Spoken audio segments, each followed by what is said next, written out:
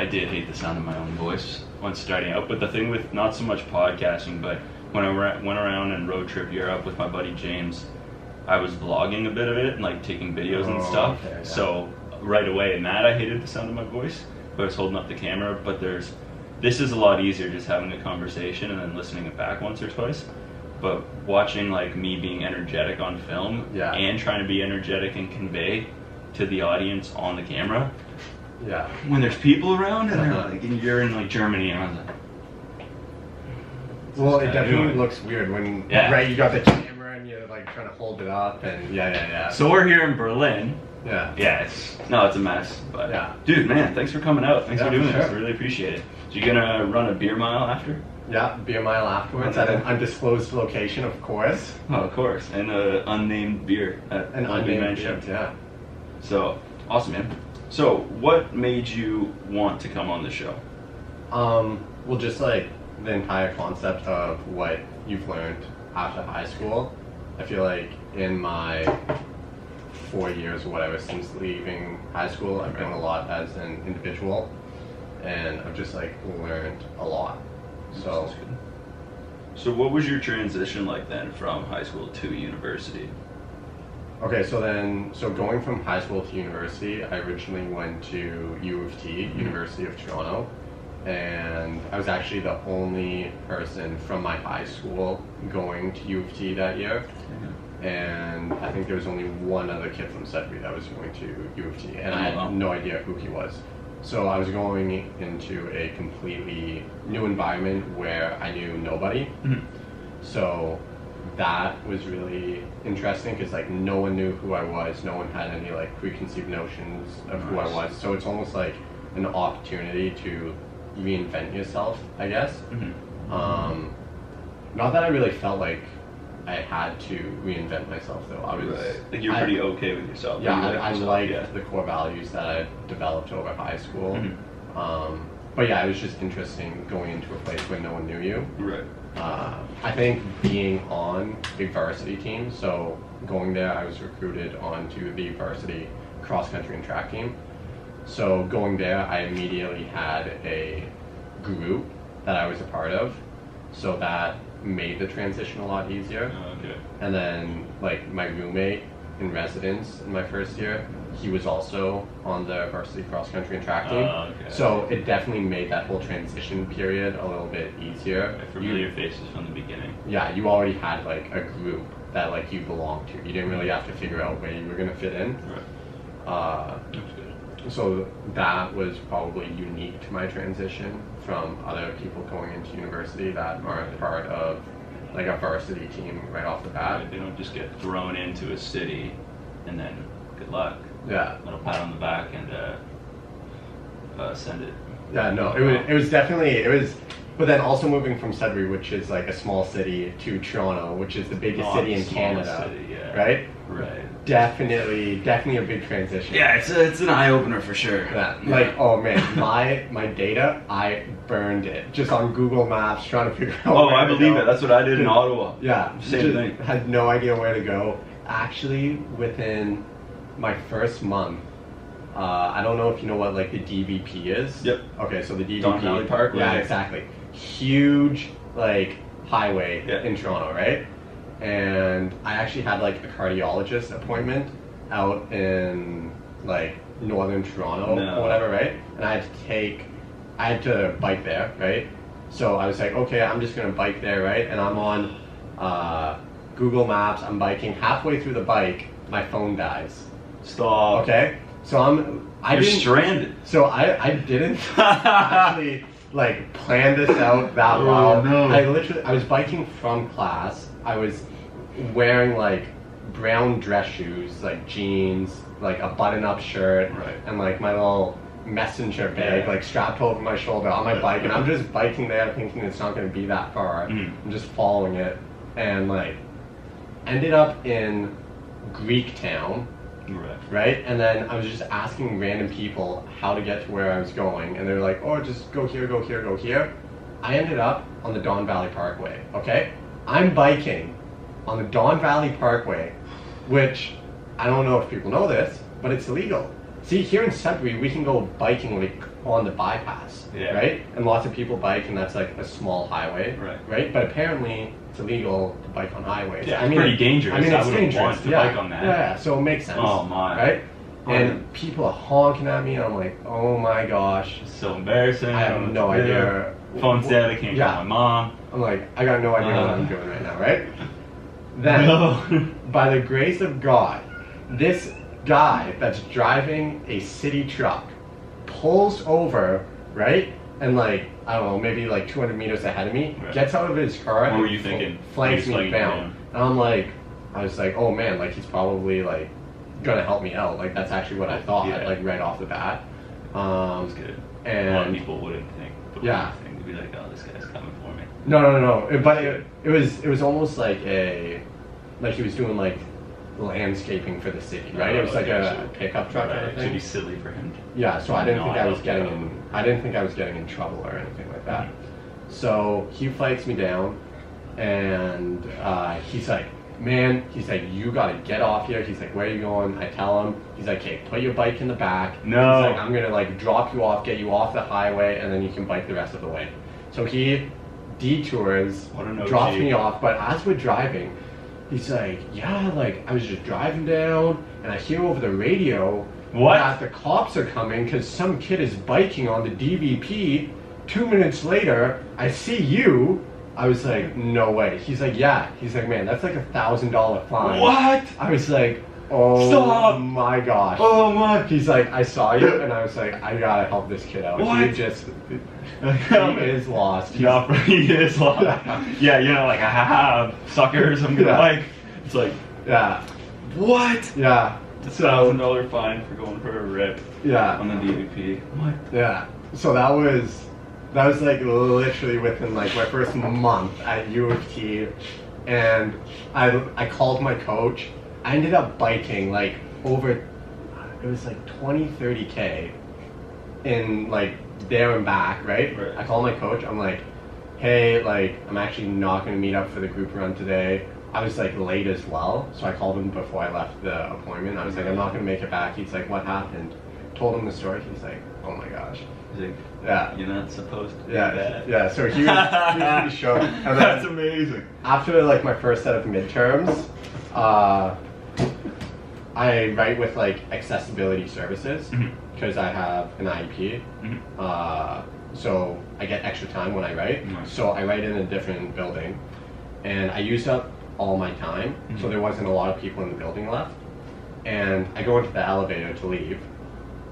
Sure enough, I get stuck in the elevator. Okay? After like my first set of midterms. So within like the first like... So all the stress is like... Yeah. Like literally... It's gone. Yeah. You're done. Yeah. Oh, like end up in the elevator. But it was nice because it was weird how the elevators were. It was like each side had like 2 doors. So it was like this part came out, and then there was like a layer, and then that part came out. So I was actually able to like get in between and like push them open. Okay. So it had like gone down a bit, but like not that much, maybe like a foot. So I was able to push open the doors because there was no one there, and I was like, oh so man. You're telling me you're a superhero. Yeah. You pried open elevator doors to escape. And then got out. Yeah. So yeah, my coach. It was literally all within the first like 1 to 2 months, and my coach is like, this kid is not going to make it past first semester. Sure enough, I did. Got through my first year. It was good, but yeah, no, that was my intro to university and living in the big city. Everything that could go wrong, like basically went wrong in that first little bit. Except the upside to it is everything went wrong, but you didn't suffer any consequences for it. Like it could have been a lot worse. You could have gotten the $1,000 fine. You could have gotten stuck for a long time in the elevator. Yeah. Right, like you could have, the elevator could have been chilled up. Floor could have dropped out of the elevator for whatever reason. Yeah. So that's good, man. That's awesome. That was like my intro from high school to university. Wow. And then what brought you back to Sudbury? Because you said you're now at Laurentian. Yeah. And you were at University of Toronto. What brought you back? That I know we talked a bit about it yesterday, and I'm just curious if you could elaborate. Yeah. So when I went to U of T, I was studying actuarial sciences. And Laurentian actually didn't have an actuarial science program yet, and that's what I wanted to study. So I went to U of T. And then just my experience at U of T academically wasn't great. I felt like the majority of the learning that I was doing was out of a textbook. I wasn't learning a lot in class. I didn't find the professors were very good for the most part. I had a couple like really good professors, but the majority of my classes I was learning everything out of the textbook. And then it was also a super intense program. Yeah, I bet. I mean, I met some of the smartest people that I've ever met in my life while at U of T in that program. Like, these kids are actually geniuses. I thought I was hot shit, like leaving like high school with this going to a program that yeah, I thought I was hot shit with my like 96 average leaving high school kind of thing. Like, I even had like a couple 100% in like some classes, and I was like, oh man, like, like I'm really smart. Went there, I'm like, I'm in.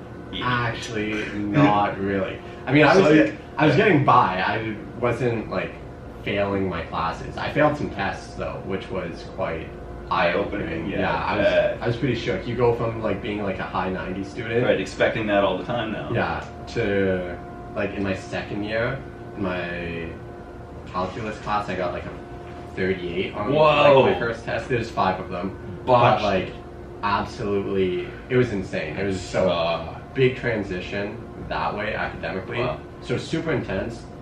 I didn't feel like I was learning a lot from the profs, learning more out of the textbook, and then it just wasn't good balance with varsity athletics, and that wasn't something that I wanted to give up. I mean, I really enjoy running at a varsity level and being on a team, competing, so I just didn't see the value in paying like $20,000 a year to be at U of T when one, everything that I was learning, I could just buy the textbook and teach it to myself. Like, I might not have like the prestigious degree from U of T, but to me it's more like the learning and knowing what you're doing that kind of matters. Yeah, it's true. And then yeah, it was just not a very balanced lifestyle. So Laurentian, I was figuring, was going to be a little bit easier, a little bit lighter, and then also smaller classes in the actuarial program, because they actually got one during my second year. Oh, nice. So then I came here for the actuarial program here. One, it was new and all of that, so I knew the classes were going to be a lot smaller, so more one-on-one time with the profs, which is actually like how it turned out. I've been able to dedicate a lot more time to my running. Injury-free, I've been running better than I ever have. My grades are back up again. Good. And I actually have really good relationships with my profs. So I guess the head professor of actuarial sciences, he actually wants me to do a master's with him next year. He's been talking to me about that. So right, like that's not an opportunity that I would have had at U of T because the size of the class. Exactly. And then I also have these guys like as references moving forward now, right? Because I have good relationships with them. Yeah, that's sweet. So that was the main transition. However, I will say like my varsity experience there was amazing. Like, I can imagine. Yeah, like Terry and Ross, amazing coaches. The entire team there, they were great. Like super supportive, like close knit group. We had training camp at the end of August every year. Really great group of people, super, and I think like they actually transitioned my mindset into wanting to be more of an elite level runner, right? Because it's just like who you're surrounded by, right? Yeah. Like what I remember, yeah, exactly. To bring you up. I remember in going into my second year, Gabriella Stafford, she had just finished competing at the Olympics in Rio. Right? So like, and there was multiple people who had like been to the Olympics that were training with like UTTC, like the University of Toronto Track Club, and then like Gabriella was still at U of T. So just being around that, and then like Sasha Smart, I actually lived with him in my second year in a house, and he like set the OUA record in the 1K. And then he was named U Sports. And you guys shared a track bathroom. And field. That's hilarious. Yeah, like track and field. No way, athlete dude. Of the year. Oh, that's awesome. So like just being around all these like super elite, high level athletes, kind of like changed my perspective on like where you could go with it, and then just living with them and seeing how like they conducted themselves day to day and like the dedication that they put into their training. So like all of that was an amazing experience, and I don't think I would be competing at the level I am today without actually building those friendships with them and then seeing how they train and the effort that they put in. It really like changed my perspective from that sense. It's incredible. That's solid. Yeah. That's crazy though, man. I wonder what goes in, like where you think. Actually, sorry, before I ask that question, quick backpedal. What is actuarial sciences for people who aren't aware? Yeah. So actuarial sciences. I'm one of those people. Yeah. I have an idea, but actuarial sciences, I guess, it's very heavily based in mathematics and statistics. So in like a general sense of what you're studying would be math and statistics. And then it's essentially modeling and forecasting. So a lot of actuaries work for insurance companies. So determining like insurance rates, right? Like what's the likelihood that this person is going to be in a car accident, right?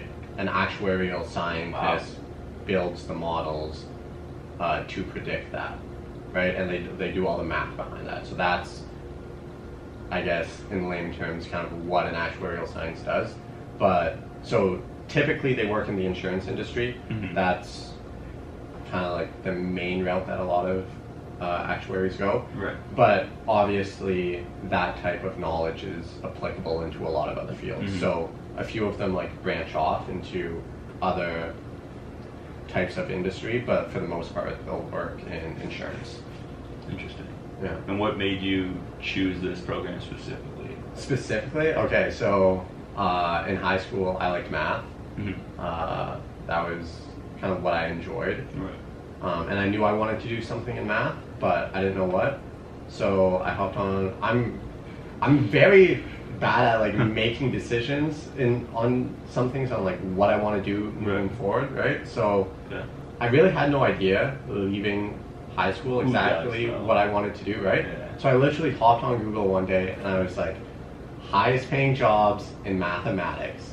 Number one, actuarial sciences. Did some research on it. I'm like, huh, that seems cool. Let's do that. That's how it started. That should be the way to go, though. Yeah. What's the highest? I like this. I'm good at this. I like learning about this. What's the highest paying job in it? This. All right, let's send it. Yeah. That's awesome. So dude. Wow. That's how that went. Okay, that's the way to do it. Jeez, so for everyone, man, that's a tip on its own. Yeah. Wow. Okay. Man. So. Wow. Okay. Cool. So you mentioned the other day. You mentioned about with university and everything, you don't feel, because it's too young of an age before, like at 17 or 18, right, to decide what you want to do forever. Yeah. The reason, right? You said the other day about being in a career for however long, 50, 60 years, whatever. Yeah. Like 30, 40, whatever it is now. It's tough to decide what you want to do, and no one knows. I still don't know. Yeah. I have friends who are older than me who still don't know. You said university is more of an experience to network than it is actually for schooling. Yeah. Like to learn and educate. Yeah. So like, I would say. Why? I mean, one. So like my experience has been most of my learning I've done like out of a textbook, right? I mean that could also just be my learning style, like independent learning. I find I don't take a ton away from the classrooms. For the most part, I mean, my actuarial courses here that I have with like Peter Damick and Hafid Fujalava, like those two profs have taught me a ton in class, and I think my learning was accelerated by being in a class with them. But I definitely could have still learned what I learned with them on my own, right? So when you're looking at the cost of university, in some sense, I just don't think that the price justifies it. I mean, interesting. Like, so this is kind of the way I look at university. I'm like, everything you learn, if you're actually committed to learning and you want to learn, you could learn it on your own outside of university, right? So that was one of the reasons that I left U of T to come to Laurentian. just because I was paying like over $20,000 a year to be at U of T, and that's like just for the 8 months, right? And then coming to Laurentian, I knew I was going to be on like a track scholarship, and I'd be paying like well under like $5,000 a year out of my own pocket to come to Laurentian, right? Mm-hmm. So the degree to me, like that initial foot in the door, like here I actually have a degree, to me was worth the like $5,000 a year. I was like, that's a price I'm willing to pay. $20,000 a year over 5 years at like 100K. Right. I was like, that is not worth it to me, right? So it was just like the pricing. I didn't think I was getting what I was paying for. And then like university as a whole, it's like, yeah, you're coming in, you need to decide what you want to go into, but you might change your mind, right? Yeah. So if you don't really know what you want to do, and you're not in a fortunate position where you can afford university relatively easily, right. I just What would you don't recommend? I would say, like, honestly, let's say outside of being a doctor or like a teacher or a professor, things where you need a university degree for, Right. like, honestly, learn on your own. And I mean, like, actually, people that are like, oh, I'm not going to go to university, people watching, you don't just not go to university and go and dick around and do nothing with your life. That's not what I'm saying. Like, you're still putting in 8-hour days studying Right. and learning, right? Because you can, all of the course material is posted online. Literally walk into the university and you can even sit in on a class, right? Like, most professors aren't going to kick you out of like a first year class, right? If you can just ask the prof, if it's a big enough class, like you're in an auditorium, just go and sit into the class. Yeah. Right? You don't need to pay to be there, That's a good and you point. can still do all the learning, right? You can go and Yeah. buy the textbook for $100 instead of paying Right. $7,000 for a year of tuition. You can buy a few textbooks, maybe spend $500, and actually read the textbooks and learn, right? Right. So I think there's a lot of alternative forms to learning. There's also a lot of online things that you can learn, right? Like, I mean, there's online courses on like Skillshare, Udemy, right? Like all these things. LinkedIn, like lynda.com is some good ones that we use in school. Yeah. Too many available. Yeah, right? So, I mean, the most difficult part, I'd say, about not going to university is kind of figuring out what to learn from, right? Finding the material. Because, like, there's so much information out there, right? So it's kind of like a blessing and a curse in that sense. Like, you can learn anything you want without a university anymore, like, now. But you also need to figure out what you're going to learn. Yeah. So I think a really good example is when I was at U of T, one of my buddies, he was in kin, and there was some guy that would sit in on all the classes. Like, he wasn't paying for a degree. He would just sit in on the classes and learn, and then meet other people in the class and get the lecture notes from them, right? Because all the notes were posted online. Yeah, so you send them emails. So they would just email the electronic files to him, and then he'd buy the textbooks, and he was just learning everything they were teaching at U of T for free, right? So does that not bother you a little bit? You're paying $20,000 a year, and that guy's just gonna sit next to you and ask people for the lecture notes. I mean, it doesn't bother me at all, right? So like that's good, right? Because still, like, he's going to have a longer road to get to where he wants to go, because he's not going to have the degree to, like, let's say start here, right? Like, he's going to start here, and then you're paying whatever amount of money to start here, right? But that doesn't mean that you can't get there, right? The opportunity is still there now. Again, outside of like being a doctor and things like that, but you can still be extremely successful and learn everything that you need to learn, like, for free basically now. Like, U of T, the classes are so big. You could go in and sit on my math classes and my actuarial classes that I did, and you can go to the store and you can buy the actuarial manuals, right? Actuaries make like $150K a year. All you need to do to be an actuary is pass your actuarial tests. You don't need a degree. They don't care where the hell you got a degree from. So the way actuarial science works is there's a bunch of tests that you need to complete, right? And usually you need to complete your first like 2 to 3 tests to get into a place somewhere, right. And then they pay you a salary, and then they'll actually give you time off to study for your next test, and every test you complete you get paid more. Right? And once you're a fully licensed actuary, you're making like well over $100K a year. So you could do that entire thing without schooling. Right? So if you're good in math, you can take that time, learn all that stuff. What's going on? And be making over $100K a year. It's a life hack. Yeah. Right? Wow. So, I mean, not everyone's good in math, and it's not just being good at math in that case, though, right? It's you gotta be really good. You gotta be really good. You gotta be really good. And like it's the discipline to learn and know you're not being taught it, you're learning it yourself. Yeah. It's different. Yeah. But I mean, like I said, even when I was at U of T, I felt like I was learning the majority of my right. Like, so in that scenario, content. It's probably the same. Yeah. And I mean, like if you actually live in Toronto and you can't afford to go to university and you want to go into like actuarial sciences, you look this up later and you think it sounds cool, then literally go and sit on the classes, meet the people in the class, and you can study with them. No one gives a shit that you're not actually at U of T. If you're good and you understand and you can provide value to the study group, you can still be surrounded. And that's probably the most important thing I would say about university is the networking opportunity and surrounding yourself with people that help you to succeed. You can do that without paying for the tuition.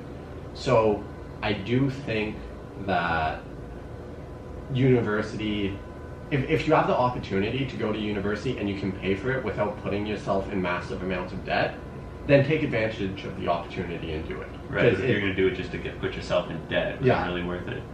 In that sense, I don't think it's worth it, right? So you got to look at relative cost, right? And like relative value to you.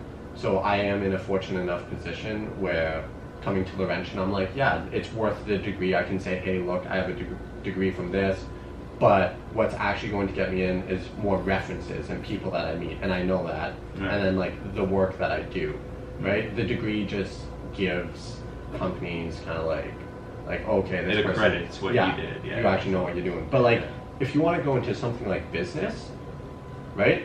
You can start at the bottom end of a firm. Like I'm saying, like if they want you to do filing, think about it. A university degree takes 4 years. If out of high school you're like, I think I want to go into this type of business, literally start off with filing, whatever, wherever you can get into a business that you think would be cool. Think about it. Within those 4 years, if you are constantly trying to look for ways that the company can improve and you're trying to provide value and you're going above and beyond your job, you're going to climb to like within the 4 years to where I'm going to enter still. We will be at the same spot at the end of 4 years, except you were making a salary at 30-40K a year. You've made $120,000, and let's say I'm at Laurentian, I just paid like $30,000. Right? So interesting. So it depends on what you're going into. So I think you need to look if you can you get into the industry right away and then do and learn while you're there, or do you first need to? There are some things where you need a university degree, so you need to look at that, and then are you knowledgeable enough to do anything for a company that'll provide value? Yeah, and if you don't, take a year and actually learn, study, figure out what you need to know, like study like 10 hours a day, right? You can learn a ton, like 10 hours a day. If you're actually like sitting down studying, then you're going to be able to learn a lot. And you get what you put into it. Yeah, and then make sure that when you go for your interview, you actually discuss what you've learned in the last year, what you've taught yourself, because that's going to show initiative as well. Yeah. So I think we're past the point where we need a university to be successful anymore. Like it helps, but you can figure it out without a university. On specific, like you said, referring back to what you said earlier though, about specific jobs. Like if you had to create, what's your list of specific jobs that you don't think, that I couldn't just sit in on a nursing degree, Yeah, or a exactly. teaching degree, or like a doctorate. I couldn't sit Yeah. on that and then show up, or maybe to become a lawyer though. Like I could show up to law classes and then I could just write the bar. Or do you need? No, I'm no, not sure that yet. you need to go to So that's law one school. that Yeah, that you one need to go to law that's school. one then. But I'd say like like all included. anything in business. Think about it, like marketing, Yeah. like if like actuarial sciences. I mean, if you're good at math and you can't afford a university, actuarial sciences. Like, you just need to pass the tests, learn the content, pass the tests. Boom, you're making over 100K a year. Easy. I mean, not easy. Extremely Yeah, it's difficult. extremely tough. Extremely difficult. Extremely But difficult. on paper, it's easy. like Saying it out loud Like and how- realizing it. like the path to do it is Simple. well set out. It's Yeah. simple. It's not easy. Right. Yeah, simple, not Right. easy. But You can see the top of the mountain. Yeah. But the journey sucks. exactly. Okay. So, and then I'd say just I get it. anything in business, right? Like,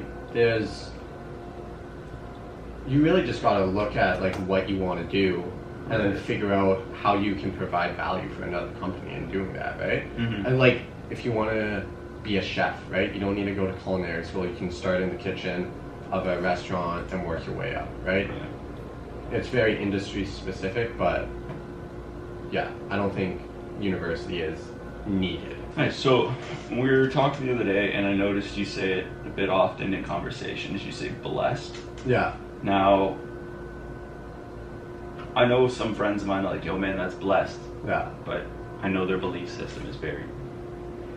It's not concrete, but you talk a bit about how you're fortunate, and even before we started recording today, about your beliefs and like your core values leaving high school Yeah. is kind of what you've fine-tuned. Yeah. The older you get, the more mature you grow. What is your belief system like? Yeah, so I mean, I was born and raised in a Christian household, right? So I mean, go to church every Sunday, kind of thing. Like I was like baptized as a baby, and I think like all throughout like my teenage years, like into high school, I didn't really like question it that much, right? It was just like, I don't know, it's just something that you do, right? But then leaving high school and then living on my own, Mm-hmm. I really like took a step back and reconsidered like, okay, like, am I, like, do I actually believe this, Mhm. right? It wasn't something that I wanted to go throughout like my entire life saying like, oh, I'm a Christian, and then having no idea like what that meant, or actually being able to like support why Right. like I'm a Christian. So yeah, I guess going to university, I studied the Bible Mhm. and I guess like the life of Jesus Mm-hmm. quite a bit, and it ended up being something that I do believe in. So I grew a lot in my faith, and like as a Christian that way, Mhm. leaving high school.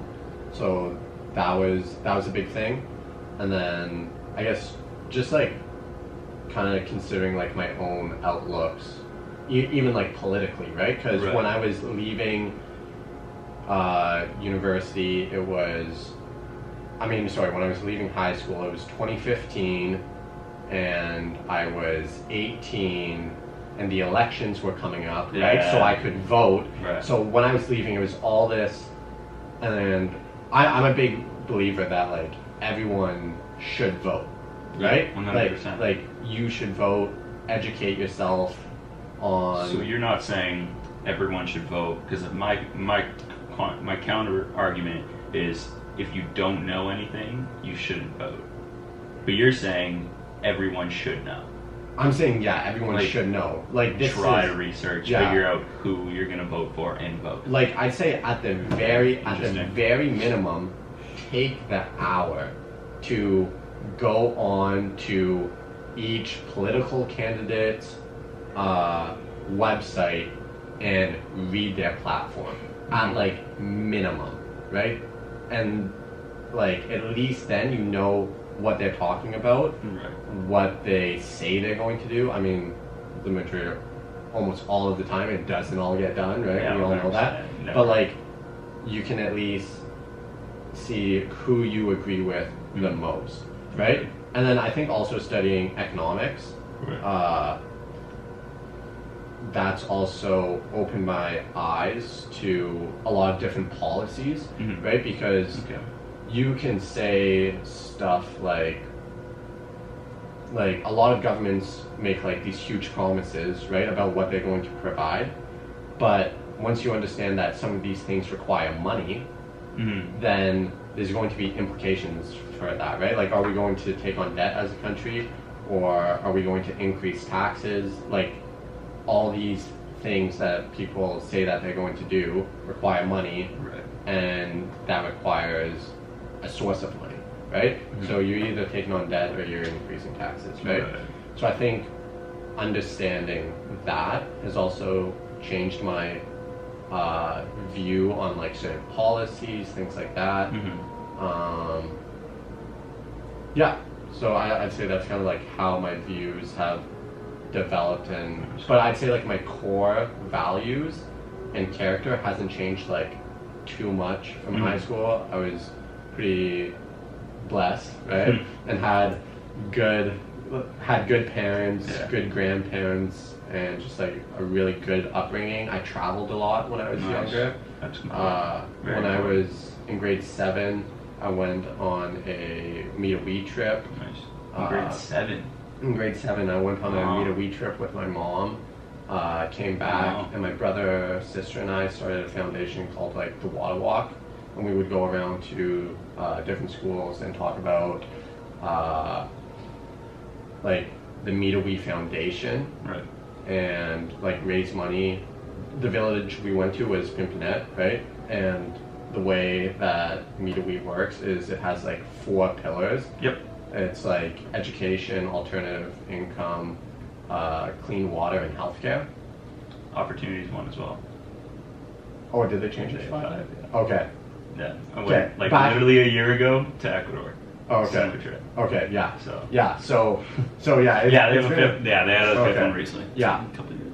Okay. Yeah. Grade 7 to now is a little. 7, that's a gap. Yeah. It's a gap for sure. It's been a few years. Right. Yeah. So I went around and we raised money for Sundry Minga from the side. That was like the branch group of the Meet a Wee Foundation within Sudbury.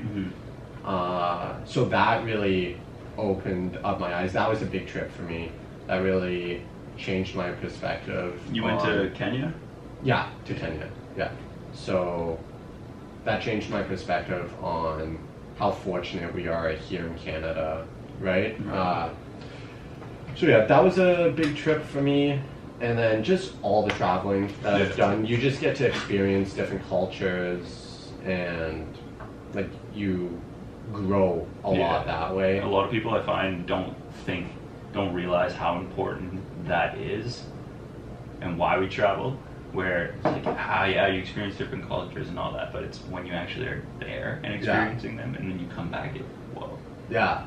It's that return trip that you're like, oh man, it's different. Now, do you think it's better if people travel earlier? Like, do you think you're more fortunate that you were able to travel earlier, that way you develop that perspective sooner in life? Or do you feel that if you develop it later, when you already have a set of beliefs, that it might modify yours? Or that's a good question. I don't know. I haven't really thought about that too much. I mean, obviously it's tough to go to Kenya when you're in grade 7 if you don't have parents that are that are going to take you, right? The trips aren't. They're not the cheapest trips. No. So. Right? Like, you worth can't it, for sure. Yeah, you can't just like go and do that when you're young, right? All right. So, I mean, obviously, if you're in a position where you can travel and your parents are like, oh, do you want to go do this? I would highly recommend that you go. 100%. Or if like, I know a lot of people listening are going to be in high school, hopefully. So if your high school is doing a trip, I would recommend go do that, right? So, I mean, there are ways to do that, and there's fundraising. So I would say in high school, if your family doesn't travel, if you can, try to go on at least one one trip, Mm-hmm. right? I know Before the end of high school? yeah, I'd say at least go on one trip, experience a different culture in a Right. different country, right? Learn about history, because I know we had a trip during it was like a D-Day anniversary, right? It was one of the years, and we had a trip in high school, and like 20 kids went, right? Mm-hmm. I didn't go, but that would be a great experience, right? So Mm-hmm. things where you can incorporate learning and traveling, I mean, that's about as good as you can get. So It's probably the best way of teaching. yeah, By far. yeah. So if you're in high school and you have the opportunity to do fundraising and go on a school trip, I would highly recommend that, Mhm. because yeah, that would be great. But I mean, I wouldn't say. I mean, obviously traveling when you're older is great as well, right? Because you do Right. have a new perspective, and I Right. think you're more independent. You're able to actually make it happen. Whereas in grade maybe 8 or 9 or 10, Yeah. doing it by yourself doesn't really. So like it doesn't seem as reasonable. Yeah. Plus money is always an issue when Yeah. it comes to traveling, but. And then I don't know, like there's also going to be times in your life where like you're not able to travel as much, right? So like Yeah, right now, that's me a- with my running career, I'm taking running very seriously, and I actually 100%. want to like be the best runner that I can be, right? Absolutely. It's really difficult to do that if I take a month off and go live somewhere, right? Because one, I'm not going to be able to eat as well. I'm not going to be able to train as well, right? So right now, that's just not a feasible thing for me, right? But one of the big things that I've wanted to do since high school is take a trip around the world, right? 6 months to a year. I'm not sure like how long, but I know like at minimum I want to go for 6 months. Right. So like right now in my bank, I already have enough money saved up for that. Nice. Like it's done. I'm not going to touch it. Right. And as soon as I'm done running, before I start like a job, You can an cash actual out. career, I'm going to take that money and I'm actually going to go travel for Nice. like 6 months to a year. Right? So that's something that I know I want to do, and I've set up for that Right. in that Yeah. sense. But like right important. now, I'm not doing a lot of traveling. Even like my family, they went on a ski vacation. I mean, I don't know how much you're actually going to learn culturally from a ski vacation. It's different. Right? It's a different. vacation. It's Yeah. not an adventure. Yeah, exactly. But I didn't go on that because it was during indoor track season. Yeah, and you can't. And miss- the last thing that I want to do is like tweak my knee on the mountain, and then I miss indoor track season, right? Yeah, it sets you back. So yeah, things like that. And then you have like 6 to 8 months of however long of recovery, Yeah, exactly. which is always the worst part. So yeah, I mean, traveling is great, but you also need to like keep your goals like well defined, and if like at some point like traveling might interfere with that, right? Traveling can add to Mhm. your life experience, but if you have like major goals, it could detract. So like traveling isn't like the be all end all, and like you see Right, absolutely. tons of people like posting on Instagram and like how great it is to travel, and I Mhm. do think you can learn lots and Yeah. it's a great experience, but there are times where you need to like buckle down, stay focused Yeah. on what you're trying to achieve, and Right. focus on that.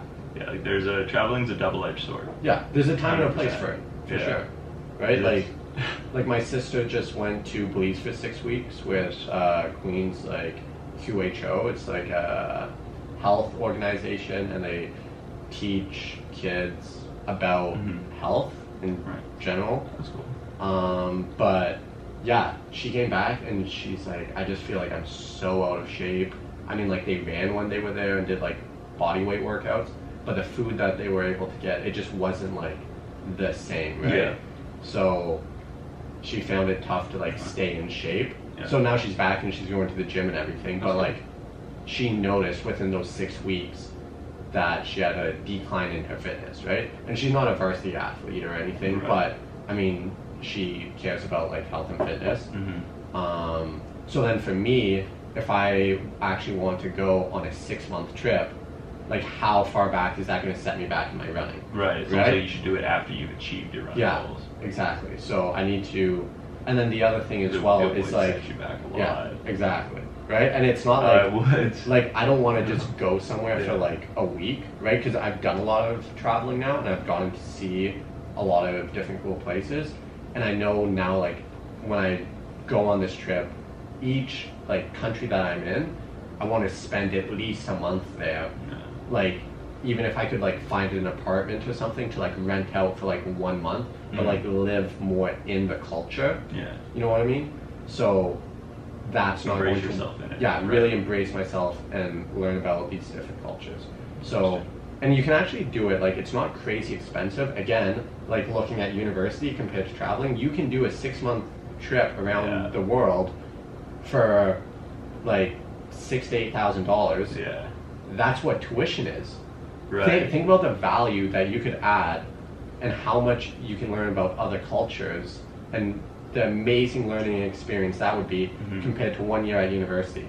Right. You know what I mean? Yeah, So second to none. yeah, that's my other thing with Yeah. university. I'm like, you could literally travel for 6 For the months same to a amount year you spend. for the same price. Wow. Right? So I'm like, so also look at that when you're Mm-hmm. considering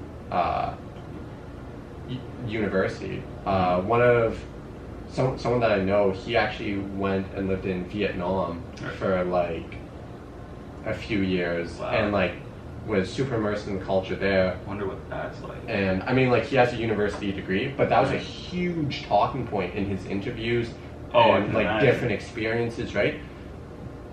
Businesses and companies really want like a well-rounded individual, Mhm. and if you can understand different cultures Right. and show that you're open to learning, Mhm.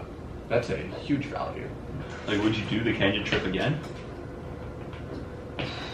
That's a tough one. Did you teach there, or did you do like a service? in the community? No, yeah, we just like built a schoolhouse. Like, we did the foundation. Yeah, we did the right? exact same thing in Yeah. Ecuador. So my thing with the Miawi trips, I'm like, they're important in the sense that they allow you to experience the culture, and then I think like Right. you also become more invested and you understand like what you're contributing to more. Yeah, you're very But- aware. But on the other hand, I also understand like the volunteerism industry, right? Like like you're volunteering, but it's kind of like touristy, right? So I think a lot of it, it's almost more for you than them. You going over there isn't really benefiting them that much, you know what I mean? It's more for yourself and your own experience. So I think now that I've experienced it and I kind of like understand the culture, I think I'm good on that end. I don't think I would go with an organization. I mean, Meet-A-Wee is a great organization, Yes. I think, Yeah, and like absolutely. very ethical about how they go about their stuff.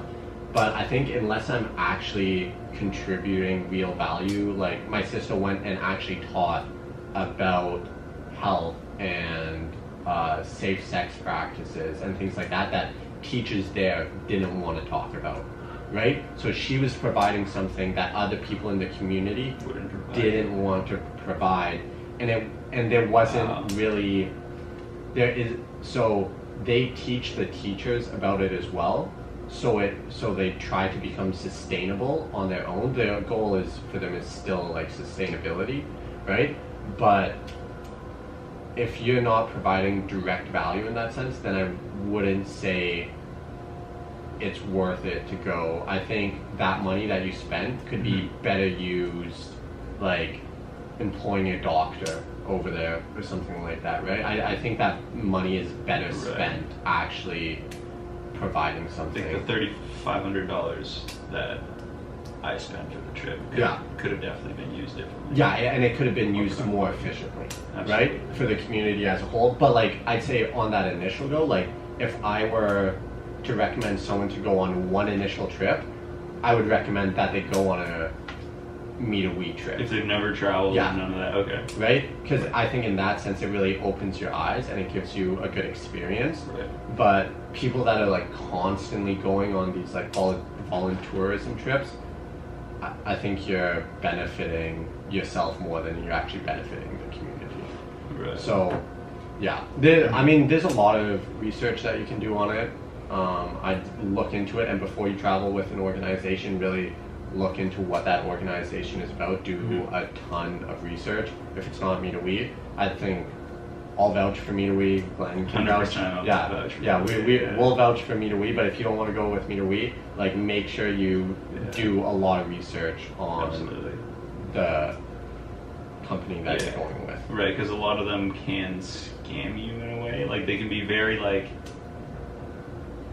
It all could come across as orchestrated. I came back from my trip, my mom asked me. She was like, "How was it?" Like she came up with this point, and I was like, was it real?" I was like, "What do you mean it's real?"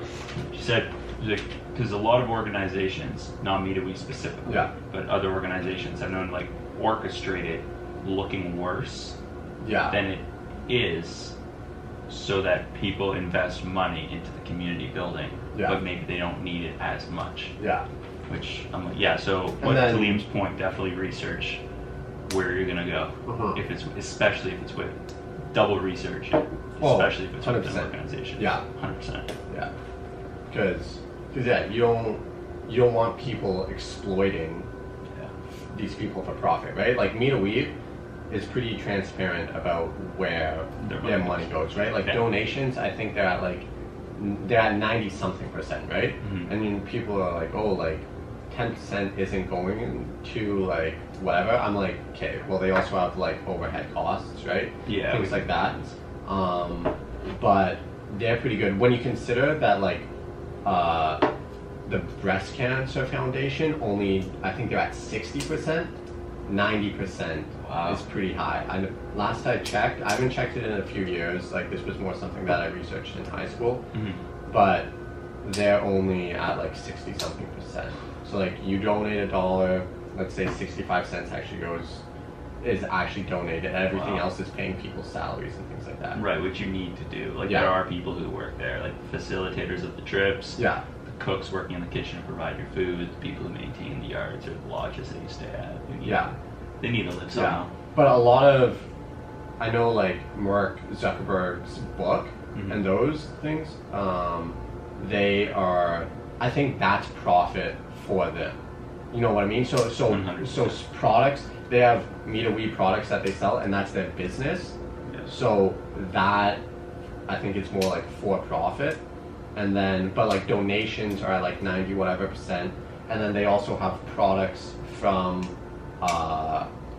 like the people's within the communities that they sell, and all of that goes directly Right. back to the community, right? So they sell it here in North America, and all that gets donated back, right? I know like they've expanded their business model, so I'm not as familiar on Yeah. it anymore. So like do your own research, but that's always my thing. Like Yeah. whatever I'm saying, research me on it. Research okay? me on it. Research it. Because I've done Yeah. my research, but research me on it. Yeah, don't. That's a big thing. Don't just take any word Take any blindly for what they say. Do your own research. Take Be it, educated. open your mind to it. Yeah. That's what I always found interesting. You know, if we backpedal a bit with your Christian belief system, you research into everything about it. You don't just like, well, that's how it is. It's like, Yeah. Yeah. So I mean, like the Bible as a whole is it's a very dense book. I've not read through all of it. First, so the Bible is broken up into a bunch of different books. Right. Right. First book that I read was Matthew's. It's Mhm. part of the Gospel. Yep. So I knew I wanted to read a book in the Gospel, talk to like some different people in my church, some of the people that I know have read the Bible, and I was like, which like Gospel should I read first? They were like Matthew's. So that was really the first book that I read. And I did that in grade 12. I think I read like my first book of the Bible in grade 12. And that's kind of like where it started because I knew I was going off to university, and it was in the summer, right? I lifeguarded, so you got a lot of You had a lot of time in like between. you got time in between shifts if it's not busy. How much time did you have? So it's 30 minutes on the chair. So the way it works, Because where'd you work? Bell Park? I worked at Net One, Net One. but beach, all the beaches are the same. Okay. So for the first 2 hours in the morning, you're 30 minutes on, 30 minutes off, 30 minutes on, 30 minutes off, and because there's 2 guards there. And then in the afternoon, you have 3 guards, so it's 30 minutes on, an hour off, 30 minutes on, an hour off. but that's only if there's not a lot of people there. If they're right numbers. So yeah, absolutely. if there's more people, then you need to be 2 guards right. up. Depends on the numbers. And like there were times where we were 3 guards up, so like there's no time off. Right? But you still often you still do have a lot of break time, right? And that's also just because that like they've done studies, and you can only be like highly focused for like 30 minutes, right? You think about like looking at the water, try and scan, and you got to notice within an instant if like a little head skid goes and react right? to it and react and you got to keep count of like everyone in the water, right? And so you know you need to keep track of like who left the water, who's coming in the water, right? So you got all that. So you got to be focused. I mean, I'm not saying like, oh, it's a super hard job, but it does take focus, obviously. 100%. I think the biggest thing if being a successful lifeguard is, as much as everything and knowing your stuff comes in important, the one thing I taught people when I was running waterfront scenarios was reaction. Yeah. It doesn't matter if you see them and you stand there and you know what's going on, you know what to do. If you don't do anything, that's an issue. Yeah. If you react to something, boom, you're in. Yeah. That's it. That's the main key thing. You can there's the margin for error is so large. Oh yeah. When it comes to other people's lives, that if you don't react to it, you might as well just. Well, the margin for error is small. Small. Yeah. Sorry, that's what I meant. Small. Sorry, I was thinking something else. Yeah. But you can't. You need to react to situations. Mm-hmm. There's so many times people just, I don't know what they're doing. It's like they're convulsing in the water. Jump in and get them. Yeah. Like, don't let them go under. Yeah. Bring them out. So my craziest lifeguard story. If we're going here, I got one too. Okay. I'll share mine. Then you can share yours. This is good. Okay, so craziest lifeguard story. I'm sitting on the chair, right, looking at the water, and the way Nepuan is set up, off to the left of the chair, there's kind of like a grassy area that people sit on, but there's also then kind of like a little mini cliff that you can jump off into the water, because the lake kind of like wraps around. Yeah. So I'm on the chair, and then I start hearing some people to yell for me to come over, right? Like, lifeguard's job is supervise the buoy areas, right? We got people that swim laps over there, but like that's not part of our supervised area, right? Our supervised area, right? And people know that's an unsupervised area. But people started yelling at me to come over, right? And I look over and I see this old man laying on the grass. And I'm like, no. Oh shit, some old guy is having a heart attack. Oh boy, right? So I jump off the chair, blow the whistle to clear the water, right? Run over to the guy, look at him, and he looks up at me. I'm like, what is going on? I'm like, this makes no sense. And they're like, no, not him, in the water. What? What did I do? I left the chair without a flotation device. Okay? Well, only maybe like I don't know, like 30 meters away. Am I running back to go get a flotation device? No. There ain't time for that, right? So, amateur freaking mistake. But in the this scenario, I'm not over here thinking I need torque to give this guy chest compressions, right? So I look in the water and I just see this guy. So the way it's set up is it's really murky, Street, right? Yeah. Yeah. Okay. So, exactly. So it's murky and it's pretty weedy, right? And there's not good clarity for it, right? But I see this guy, right? And he's a big boy, like he was like built like muscular, right? So like I was like, okay, this guy is gonna be dense. I'm like, okay, I'm not surprised that this guy doesn't know how to swim and is sinking like a rock, because. Yeah, exactly. Yeah. Right? So he's drowning, right? So I'm like, okay, I'm like, I don't need a torque to get this guy. He's not that hard. I'm like, I can grab him, tow him, and we're good, right? Right. So I jump in, I start trying to move him, and he is not moving. I'm like, man, you are not that heavy. I'm like you're heavy, but like if I drag you, it's water. You're going to move. You're gonna move. You're gonna move. And I'm pulling him, and he's not moving. and like the He's unconscious? No, not unconscious. He's still going. He's still he's just flailing, freaking out. right? No. And I'm like trying to pull him. I'm like, what is going on? And I'm like, is his like leg stuck in like the weeds or something weird like that? Right. I'm like it didn't make sense, but I'm like, okay, look under the water, right? Go under to try to see what's holding him. His friend is 5 feet under the water, hanging onto his ankle. What scenario are we in now? A double clutch. You got two of them. We are in a double clutch scenario. No. You never enter into the water without a second guard with flotation device in a double clutch scenario. No. So literally, probably the most dangerous situation you can be in. I got two huge guys that are like 6 feet tall. Okay, and people might say like, oh, how could you not see the other guy in the water? Okay, yeah, both He's flailing around. Yeah. All the sand's gonna come up. All the water's murky, right? It's murky, and like both of these guys were like super dark skin, and like their accent afterwards, like it's like from Africa kind of thing, right? Like very dark skin, thick accents, right? So like they sink regardless. Yeah, so I couldn't like. So obviously you're not gonna see someone right under the water that's murky, and then you got all this motion going on, dark. right? Yeah. So I go under the water, I see him, I'm like, oh my gosh. So I grab him, I pull him up. Now we got two huge men that are well over 200 pounds and built. And then there's you just like, this guy. And like, I'm in grade 12 at the time, maybe this was after my first year of university. One of the two. No, it was grade 12. It was grade 12. So I was probably like maybe a $135, a $140, right? A little scrawny kid, right?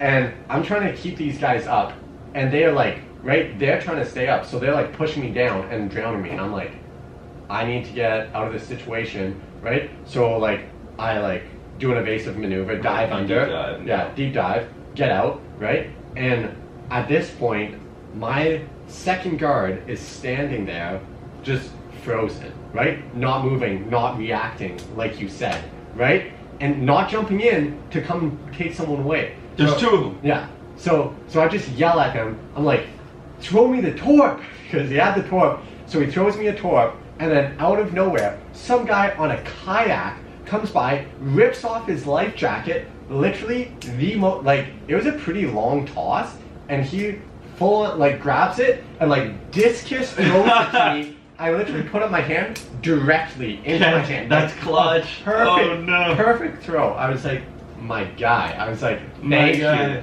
Like he's like, here. Turn around. I'm like, oh, awesome. I got two flotation devices now. I put the torp under the one guy, push him off, and then put the torp under the one guy, drag the other guy to the kind of the cliff thing. There's a little ledge there under the water that you can stand on. I'm like, Matt, grab him. Attach their hands. He's there. Push back off. Go get the other guy. Bring him to the ledge, and then hold him against the ledge. I'm holding the other guy against the ledge, and we're just standing there, like waist deep in water kind of thing. Look over the one guy. I'm like, you good? He's like, yeah. Look at the other guy. You good? Yeah. Okay. We're good. So yeah, that was it. Filled out the whole incident report. Told him to go to the hospital because I was like, you probably are gonna die from secondary drowning if you don't go. Right? He's obviously got water in your lungs. Right? I'm like, you guys got to go to the hospital. That's crazy. I don't know if they actually went, but yeah, that's how I saved two people's lives. And yeah, that's my crazy lifeguarding story. Wow. Yeah. That's a good one. Yeah, I like that. Yeah. Because it's unique. It's very like, that's good. That wouldn't happen at a pool. Mm-mm. But mine did. No, because you can see. Yeah. So like Laurentian's iffy depending on where you stand. Yeah. Have you only lifeguarded at the beach that summer? Yeah. No. So. Yeah, that's what it was. Mine happened February 2nd, 2017. Oh man, you got the date. I have to. Okay. You'll know why. Okay. Here, so it's not two people, but I like to think, and in your scenario too, it's more than just two people, right? Because like both those people have parents. Who knows if they have kids? So, yeah, sure. Right. So that's always what I think about too, but I think about it after, because if you think about it before, it's a lot of stress. So what happened with mine is, I'm teaching adult class, right? Yeah. There's about 4 or 5 of them. They're swimming back and forth. I'm just like instructing them on how to swim, right? And how the pool is, it's shaped like boobs. So it's straight on this side. It comes around. The steps are here. Oh, okay. You can touch everywhere. Yeah. Okay. The deepest part is up to my neck. Okay. Right, just above my shoulders. As like they go back and forth, half the pool was like adult level 1 because they weren't the best, and then there's adult level 2 here where I was coaching. Yeah. So just to teach them kind of like tweaking their strokes a bit, giving them a bit of like a warm up to like loosen up their like arms or legs or shoulders, whatever. So I walk around, I'm talking, I come back this way, right? And as I come back this way, this gentleman named Walter gets out of the pool. He gets out of the pool and looks at me, and I'm like, "Hey, Walter, you doing good?" He's like, "Yeah, man, I'm just not feeling too well." I was like, "Okay." Like, "Yeah, take a seat. Let me know if like you need anything or whatever. Yeah, so let me know when you want to get in." Yeah, exactly. Right. That's what I thought. Mhm. So he goes, I'm like, "Yeah, man, just take a seat. Just chill. You know, breathe." He goes, sits down. Okay. I walk back. I'm like instructing some like stuff. All of a sudden, okay. And let's just put like, I'll set the scenario. So all of a sudden, so there's Patrick in coaching. There's Rachel and Melissa, all of our supervisors, right? Yeah. And Melissa was like, they're in the office. So the office is here in the Y. You walk out, you walk onto the deck, right? There's a main lobby upstairs. You're in the mall. Yeah. So, and then in the guard office, it's about 12 feet behind me, in the back room where Christian was, okay? Okay. So, just so when I say names, you're not like, who's that? So, I'm showing them how to do their strokes, and then all of a sudden, I'm like, all right, cool, and go there and back, and I go along the pool, right? And I watch their stroke, and then I'll like stop them halfway, correct it, and go back, and then once they have it, I'll just have them do like a workout with a good stroke, right? Yeah. Repeat once it's good. And then, as I walk around, all I see is Walter from a sitting position, okay? Yeah. Drop his head hit his knees, like hard, I heard it, and then collapses on the floor. And I'm like, you gotta be fucking kidding me right now. So in my head I'm like frozen, I'm like, oh shit, right? So then, all of a sudden, I'm like, oh shit, and then I clicked, and I ran over, and I was like, Christian, and he thinks like, he's my buddy, right? So he's like, what the fuck does Glenn want, right? Yeah. It's like, why is Glenn calling me over? So and then I was like, Christian, first aid kit, now. And then that's when like, clicks in, he's on the ground, right? He's coughing. As I'm saying this, he's coughing up blood. Like, the most amount of blood you could see. Thick red, like red-black mix. Oh, jeez. Freaky, Okay. like freaky. So he's doing this, and it's like on him. It's on the deck, right? Yeah. I'm like, sleeves up. He's running. I'm like, Christian, and as soon as he started coughing, I was like, first aid kit. When I saw the blood, I was like, first aid kit now, right? He walks her. All of a sudden, I'm like, as this is happening, he's coughing. I'm like, Christian, first aid kit. Patrick, get everyone out of the pool now. Call 911. Yeah. Patrick's like, what? So he moves out a bit, sees what I'm doing, sees a guy, and just is like clicks as well. Yeah. Like, let's go, everybody out. He starts moving, getting people out, whatever. Let's make this already worse situation a bit worse for all of us. Yeah. Okay. So he comes up. As he comes up, all of a sudden, a woman gets out of the pool. Okay. Walter's 57. Walter's married. His wife walks out of the pool, sees him, and just fucking loses it. Hysteric, yeah. And so that's already like, cool. So Rachel's a bigger woman, like strong chick, and luckily that was her role. But so she comes over and she's looking at me, and this is, I see in the corner of my eye Christian run towards her. Christian like trips almost and like drops the first aid kit in front of me, right? She's like, help him. He's coughing up blood still, right? Yeah. And I'm like, he's got blood all over his face. And I'm like, I can't. Yeah. And she's like, I'm like, I need gloves. So Christian, as he's like, bring it over. So I grab the gloves, put it on, and then I'm like, he's still coughing. I can't just like start now. Yeah. She like, since I got my gloves on, whatever. I'm like, whatever. Melissa and like, so Patrick's on the phone at this point. Yeah. Christian's over here with me. Goes to get Melissa and Rachel. They run in, and Melissa's my supervisor, so she's on the ball. Mm-hmm. Rachel, her one job is to make sure that woman, like the wife, like you're with her. Mm-hmm. Like you are stuck there like gum, right?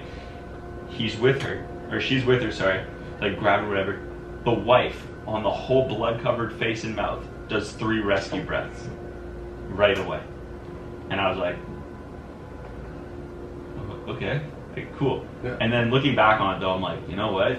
That was major key, because if like one of these people passed out and they had a lot of blood on their face, I don't think I would do rescue breaths. I would just keep doing compressions, right? Yeah. Did you guys not have a mask? We did. We ended up putting it on after, but this was, and then I just started my compressions right away, right? So I started doing my CPR compressions, and one round in, and then I did my, and then the wife did rescue breaths again. Rachel comes out, pulls the woman off. I get the pocket. Melissa puts the pocket mask. Yeah. Or sorry, Rachel puts the pocket mask on. The dude does a set of rescue breaths. I go back to my compressions, and then Rachel gets the woman off. Melissa's like instructing. I do rescue breaths. Yeah. Come back. I start doing compressions again. About 4 compressions in. Get up. Whatever. I finish. Melissa does a set of rescue breaths. I do compressions. I have about 5 sets in at this point. And then once that happened, remember the funniest thing. In all this chaos, the funniest thing that happened next. We got the AED on, right? Yeah. I drive it up his lower body. They drive it up to like his upper body, whatever. We put the AED patches on, backed up. Right. You're clear, I'm clear, we're all clear, button press. Yeah. Okay. So I remember though at this point, I look back and I see Patrick, and he's like on the phone. He's like, "Hey, is he breathing?" And I was like, No, he's not breathing. He's like, "Okay, thanks, man." So, no joke, I get back, start doing my compressions, whatever. We go through that a couple more times. 911 shows up about 9 or 7 to 9, somewhere in there, right? Compression sets in, right? Like, I'm not many rounds in, and then they show up. And they're showing up, and they take their time. Why? Because they're assessing the situation, right? They're assessing everything. And then they show up in the pool, and I'm still doing them. And I do another set, and they're like, yeah, finish your rounds. Sweating on the guy.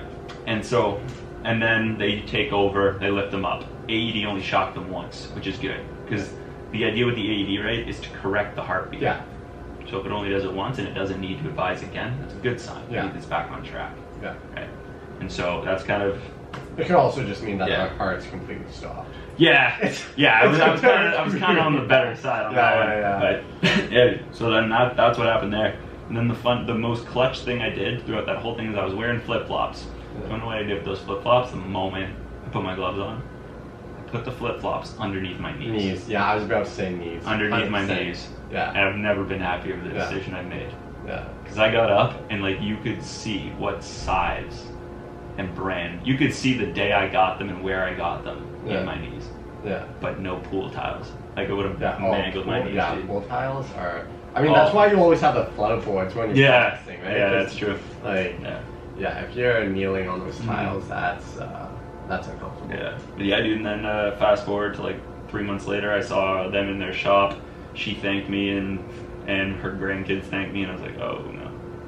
So dude, that's mine. So it's not 2 lives, but it's a good story. That's still pretty crazy. So that's a crazy story as well. Yeah, thanks, dude.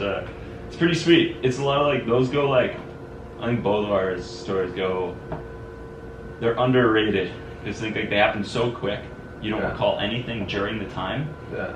And then everything else that happens after, when you reflect on it, you're like, wow, did a good thing today. Man, the worst though is like when you're at the beach and people are like, man, why are there even lifeguards here? And like, you can do nothing all summer. Damn it. And then something happens and you're like, you see that? Dude, you see that? You see that? That's the reason. See that catch? Okay? All this, that's why I'm here.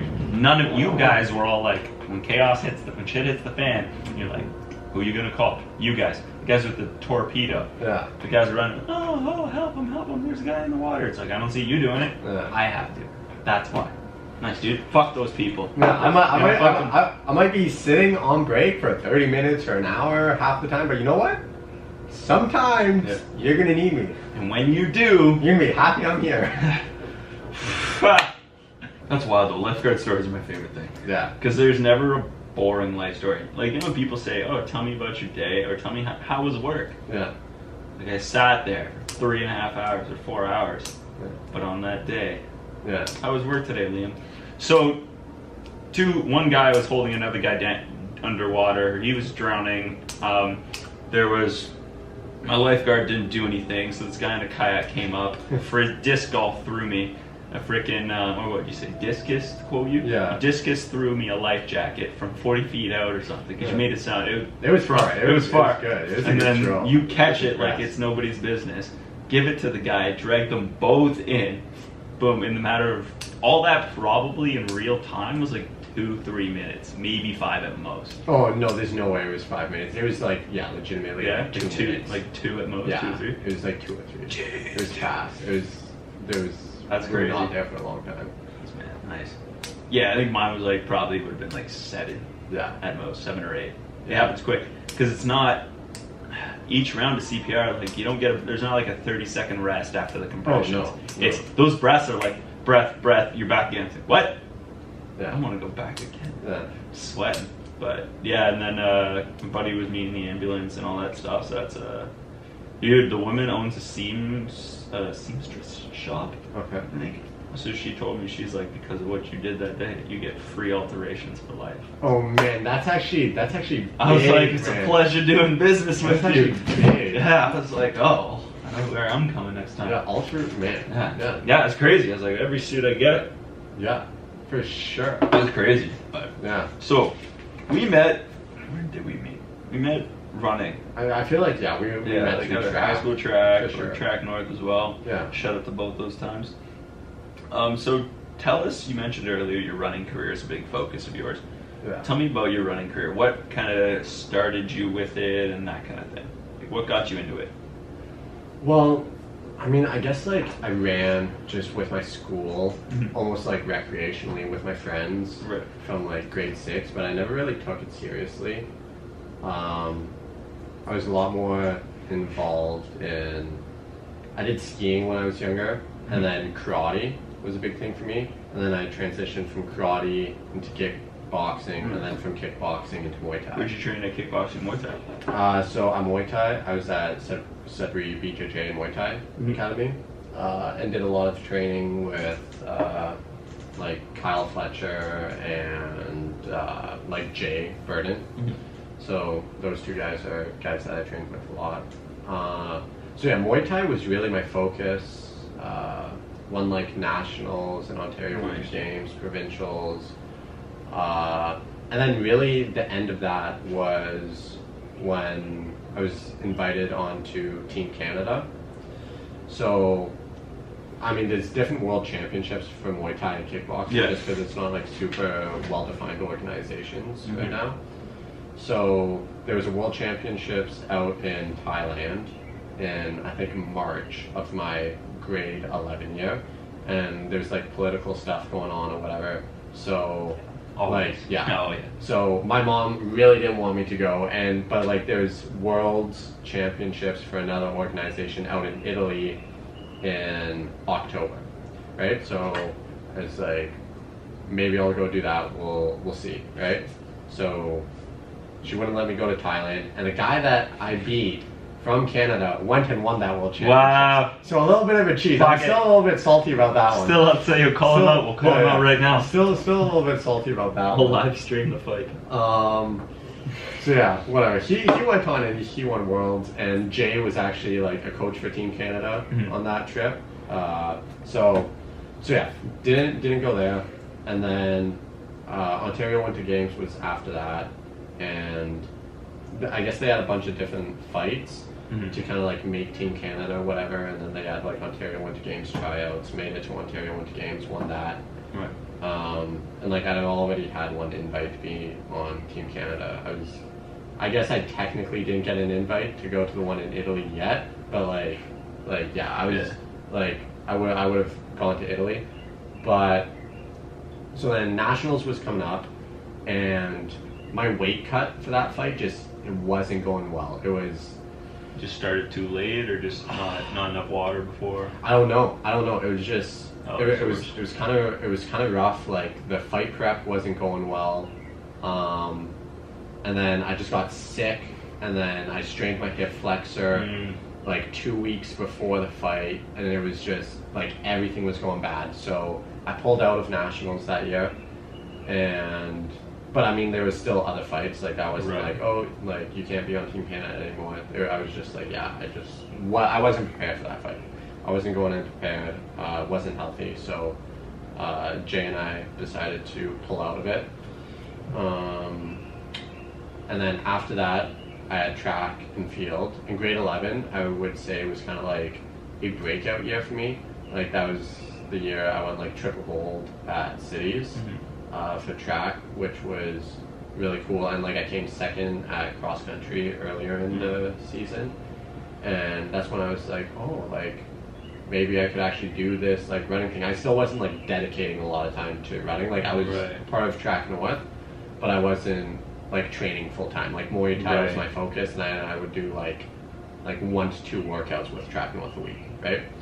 And I was like, oh, like maybe I can actually do this. And then it turned out that the fight for world championships, like in Italy, that was right during cross country season, and I would have either missed cities or NASA, which then would have meant I couldn't have gone to OFSA, because you need to go to those 2 meets to qualify. And then I knew that was a big, like OFSA cross country is huge for distance runners, scholarships going into university, and I knew that I hadn't performed that well yet because I hadn't like focused on it. So I was like, if I really want to run at the varsity level, I need to perform well at OFSA cross country in my grade 12 year. I'm like, that's big, because OFSA track is like too late, right? It's at the end of the year, right? So I'm like, if I'm going to make a statement, it's going to have to be there. It's within like the month before you finish. Exactly. So I knew that was really important if I wanted to go to university and run at the varsity level, because I was considering like it was a legitimate consideration for me to not go to university and just train. I wouldn't have trained Muay Thai just because, I mean, there's not like a ton of money in it, but I was either going to transition into MMA or boxing sort of thing. And my parents were like very, very much against it. Like, 100%. They especially as well, since like I was doing well in high school with like a 96 average, right?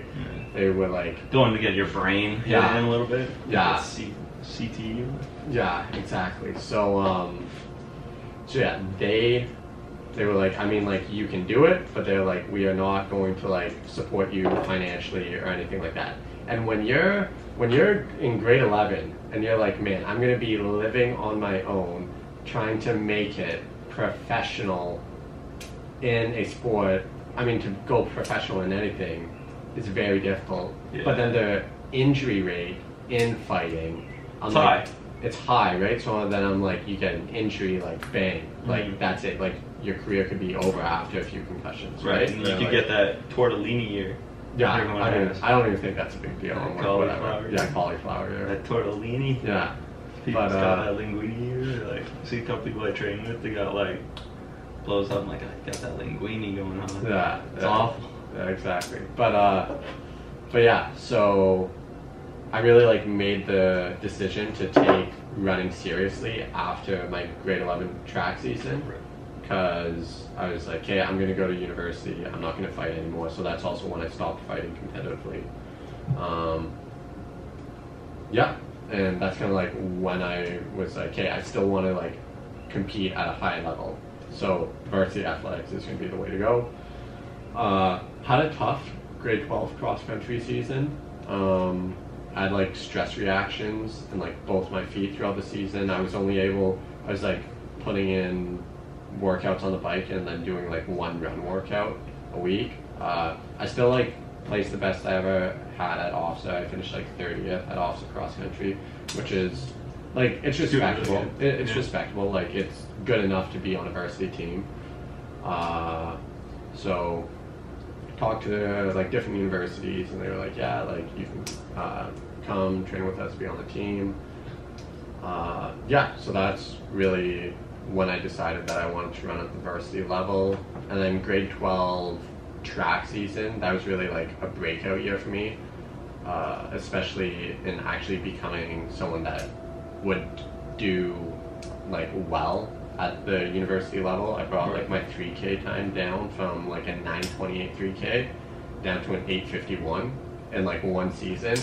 So like if you're not under 9 going into university, not that like everyone develops at their own rate in running. Running's a very, like, people plateau. It's, some people peak very late, some people peak early, and like not that 8:51 is like a crazy time to be running in high school. Like I came 12th at OFSA track with that. Like people are running like low 8s, right? Like I think, yeah, like you got guys that are running literally like sub 8:20, like 3Ks in high school. It's insane, right? So like not saying that like I was like an amazing runner or anything, but like definitely good enough to compete at a varsity level within Canada, leaving high school. So that was a big breakout season for me. And then transitioning to U of T, my first few months were good. I had like good experience training with the team, but just with school and then living on my own, I just wasn't really able to like stay healthy and put in like the amount of time that I needed to really stay healthy. So I had like an injury kind of prone first year that I was there. I ran some good times in cross country, but then couldn't be healthy for OUA, so I didn't run at OUAs or nationals that year. And then for track season, I got pretty injured during track season.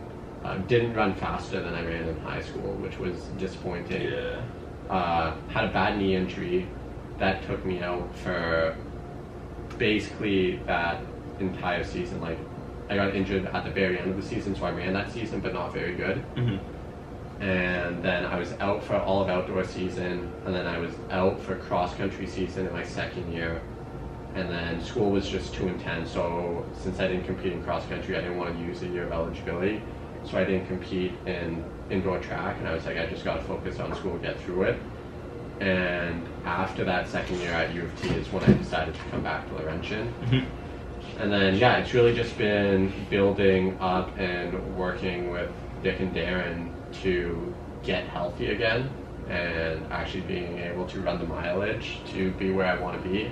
Like in my first year, I think for cross country, I was only averaging like 30K a week, which isn't that much when you think about like the guys that are at like the top end are running like 120. Wow. Like, yeah, like 120 a week. Yeah. Okay. Yeah, they're running like 120K a week. I'd say roughly. I mean, like you have some guys that are doing 160, some guys that are doing 100. And there are people who don't want to run at all. Yeah, but like I'd say kind of like an average for like that's awesome. During season for the top end guys, so maybe like 100 to 120. Not even the top end guys. That's just like what most varsity runners run. The average, it seems. Yeah, it's like around. I'd say average is probably 100K a week ish, like in the Canadian system. They tend to run more mileage down in the States, I think, but I mean, every coach has their own philosophy. Some coaches love to bang out the mileage, some prefer more quality.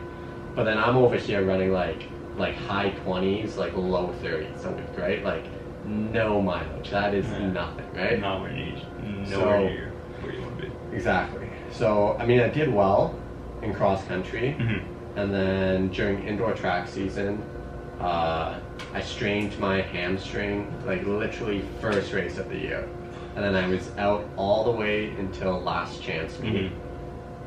I ran there, qualified for OUAs, ran OUAs, PB'd in the 3K, ran like an 8:44, which was okay, but I mean like for third year university, it's like nothing. It should be a bit quicker. Yeah, it's nothing special. But I mean, that was after coming off like a full year of injury, right? Right. So it was my first year really running again, getting back into it. And then this last year, again improved, but again during cross country season, I was only like mid 30s to like 40K a week during the season, which is like super low.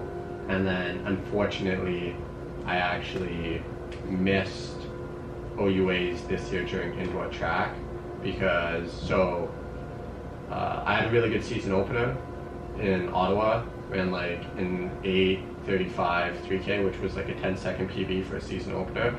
I was feeling like super fit. I was like, okay, this is going to be a big season. We were feeling good. So me and a few of the other guys on the team, so like Paul, Eric, Caleb, and myself, we decided that we would go down to Boston because Boston has like a notoriously fast track. Everyone runs like stupid fast times there, right? Really good competition. So lots of people just run fast there. So we were like, you know what? We can get tickets for fairly cheap. We'll go down to Boston, run there, and in my race there, again, like strained my hamstring, like pretty badly, and was out for the rest of the season.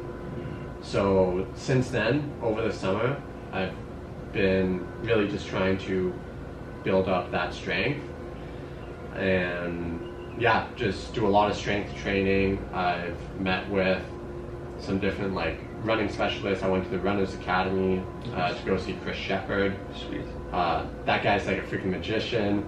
So he, since seeing him, I've been a lot healthier. Things have been going well. This outdoor track season was, I'd say it was pretty successful.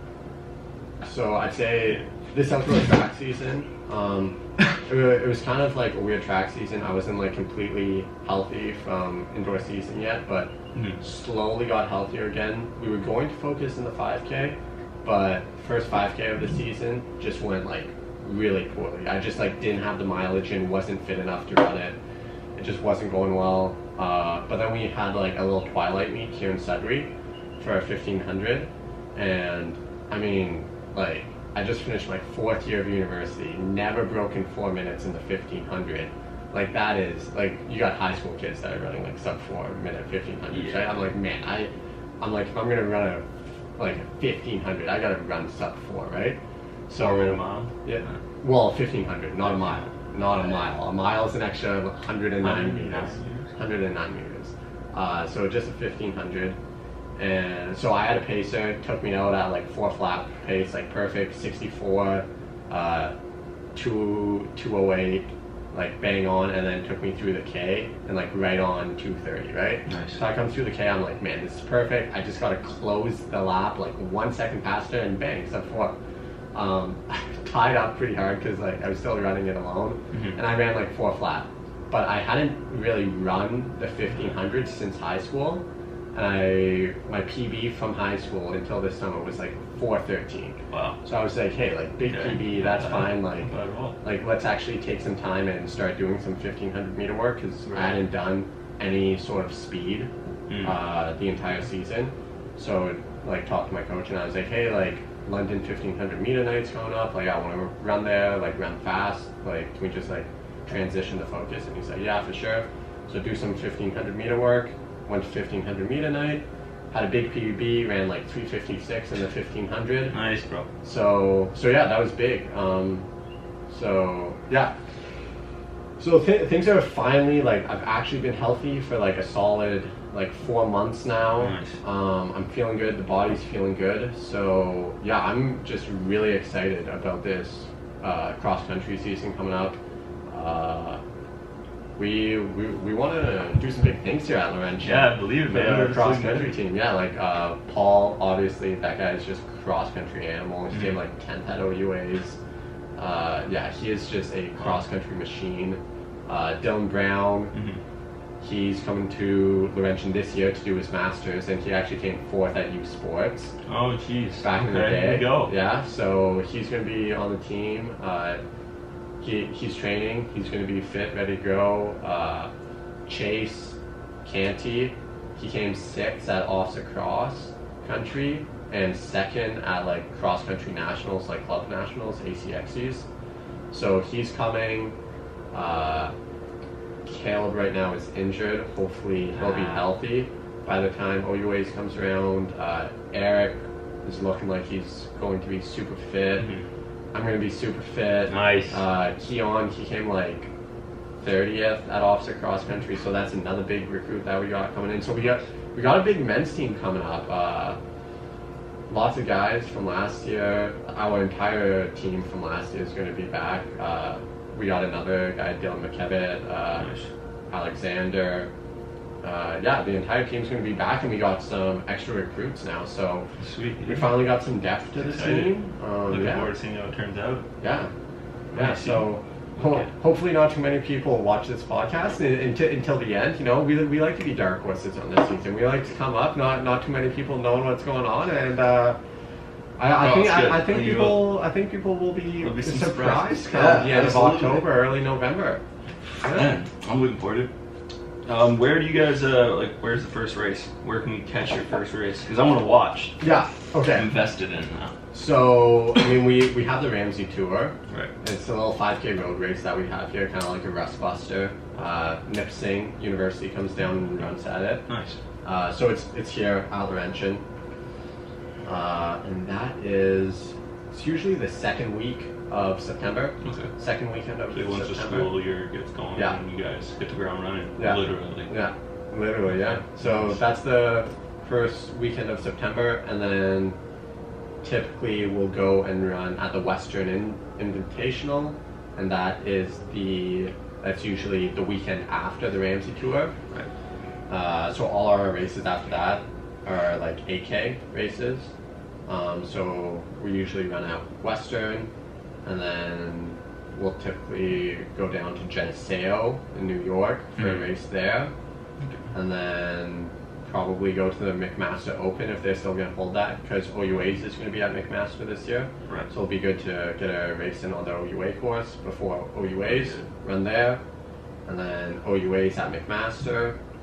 And they actually just recently changed it. That's now down to 8 kilometers. It was 10, but they wanted the men and the women running the same distance, so they moved the women from 6K up to 8K, and the men down from 10K to 8K. How do you feel about that? I mean, okay, personally, I like running 8K more than 10K. Makes sense. I do better at 8K, so Right. I'm not going to complain about that, especially with my low mileage self. Okay, Like, that's fair. I That's good. do Good answer. like the transition down to 8K. Do I agree that men and women need to run like the same distance? I don't think it like really Right. matters personally. I think that might just be like Yeah. our culture being a little bit too like gender sensitive, because I know a lot of the women did not like the transition up. No, I right? believe it. So Yeah. so I don't know. I don't know. It's Yeah. what 2K, but the Yeah. thing is, imagine if it wasn't, if there was the jump, but now you guys are competing together. oh That would be bullshit. okay, yeah, that's way That's where it's like, yeah, whoa, yeah, what yeah. are we doing here? Yeah. This is not, you're messing with biology here. Yeah, This yeah. is not it. This is not. So one thing I want to ask you before we finish up, what goes through your mind when you're running a long race? Like, what mindset do you need to have? It's kind of the pathway of this question. I mean, I feel like it transitions from like race to race a little bit. And honestly kind of like where I am in my season, right? So like during the regular season, not the championship season, typically I just want to run as fast as I can and like really push myself, right? But like this past year at OUAs, we really, like, to make it to national, our top 5 guys had to run well, right, for us to make it to nationals. So like at Geneseo, Paul and I just went out with Paul. I just hung on to Paul for as long as I absolutely could. Got to like 5.5K and just absolutely blew up, right? Which, I mean, great experience, and like that's good. It kind of like shows you where you're at. That there are still like, levels. Yeah, like it's a hard effort, right? Absolutely blew up, right? But like going into OUAs, that's not the best idea, right? No. Because like I need to perform the best that I can perform on that day. So I would say like at OUAs last year, I was a little bit more conservative. So I think like you need to have a good race strategy going in, but then And you just stay focused on the race. but then strategy. it just like staying focused and like staying calm, especially in cross country. Like OUAs and nationals last year were like 10K. Like it's a 10-kilometer race. You got a lot of time to make up ground, right? So, Right. I mean, it is the varsity level. It's definitely a lot more professional than high school. Yeah. I mean, you got a ton of kids that just like Send sprint it for as long the as first they can. like 2K, and you're getting beat by people that have like there's people ahead of you that have like no business being ahead of you, right? Right. So you don't need to be as conservative It's the in that funniest sense. thing of all time. Yeah. So you're an idiot. Yeah. So like it definitely is like people do know like where they're kind of supposed to be in the pack, and people kind of go out in that more. But I definitely do like to make sure I'm feeling good going into the second half of the race. Okay. So if I'm racing like a 10K, I want to like hit 5K, like obviously not being fresh, but I'm like, okay, like I still like, got something. yeah, in the yeah, tank like I want to have something to like go into a next gear. Right. I don't want to hit 5K and be like surviving and just Right. oh my gosh, how am I gonna get through Yeah. this? Okay. I mean, some races I do want to be like that though, like Geneseo, right? If I'm really just trying to push Right. the envelope and just see where I'm at, yeah, there's races to do that. But at the end of the day, like cross country, I still think is more of a team-oriented event, and it really matters how the team does. So you can't be selfish in cross country, right? Like you need to understand that like the team has a goal and you have a part to play in that, and you need to execute. Whereas like track, if you want to go out and like Balls to the wall. And if just you go. want to go out and you want to blow up, it's track. It's not like that doesn't matter. Like you blow up, like you blow up. That's fine. Right.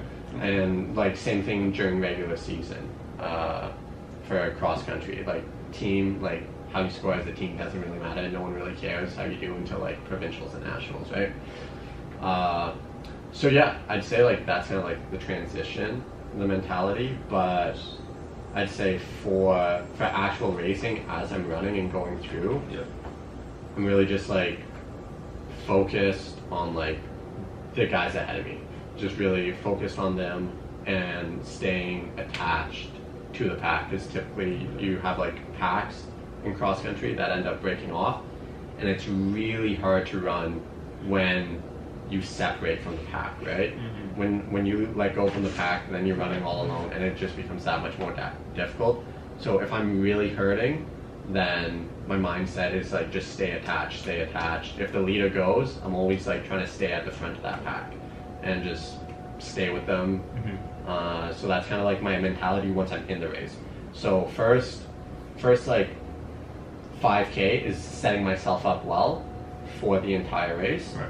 And then once I'm at that 5K mark, I situate myself in a pack, and I just try to stay attached. If I'm feeling good, like I'll push the envelope a little Right. bit, try to get the pace going. If I see us coming up on another pack, try to make a surge up to like the next set of people kind of thing. Yeah, that's kind of just like the mentality, I'd say, for racing wise. And like same thing with track.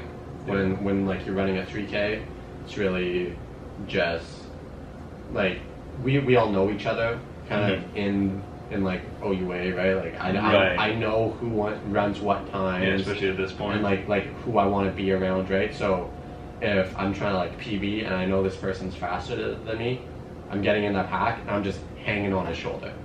I'm just running right behind him for as long as I can until I blow up, right? So that's kind of Interesting. yeah. So if we were to break it down then in a more general way where people can use that like mindset advice and take what you do for track and cross country and like push it to other things and other aspects, what I got from it was focus on the race strategy, right? In a general sense is on focus on the strategy. Yeah, figure out what your main goal thing, yeah. is. Figure out what the goal is Okay. of this event. Okay, so it's event by event, figure out what the goal is Yeah, and stay focused on that. yeah, Because if you start to let other people come into your brain, where it's like, oh, that guy runs faster than me, or that guy runs slower than me, beat that guy. Oh man, I beat him last race. Why is he ahead of me? Yeah. That's it. where it That's gets where people dangerous. are like, It gets dangerous, right? He won this. He lost that. Yeah. You gotta stay focused on your own thing, and then, right. Yeah, definitely just figure out what the goal is for that specific event, right? It might be to PB, it might be to place well, like it really does just depend on Focusing what on the goal your is, goals. and then executing. Right. And don't let too much else go on. And like another big thing that a lot of I feel new runners do, or even like first years, like when you're warming up, like maybe it's like you're not warming up yet and you see everyone else warming up, right? And then people like rush their warm up and they're like, oh, I need to warm up when everyone else is warming up. It's like, no, do your own thing. Like whatever you've practiced time and time again, like execute. Like Right. you need to trust your own process for preparation as well, right? I feel like once you're in the race, there's not like that much going on. Like I find a race, the mental part is way more beforehand. It's before and like not letting other people like pre-race routine. I think is like It's key. is like the major like part, like what you eat beforehand, like not changing that up, sticking to your warm-up Right. routine, like going to bed, do ice bath the night before, all these little things that you just need to trust that this is what you've done, Right. this is like you've refined it, this is what sets you up to be the best you can be, and then just like executing that and like trusting that, because I feel like a lot of new runners will like change up what they're doing like the day of a race, and that to me is crazy. Yeah. Okay. Nice, man. Oh, I really appreciate your time, buddy. Yeah, for sure. Awesome. Let's go run a meet. Oh, perfect timing, boys. Yeah. Unreal.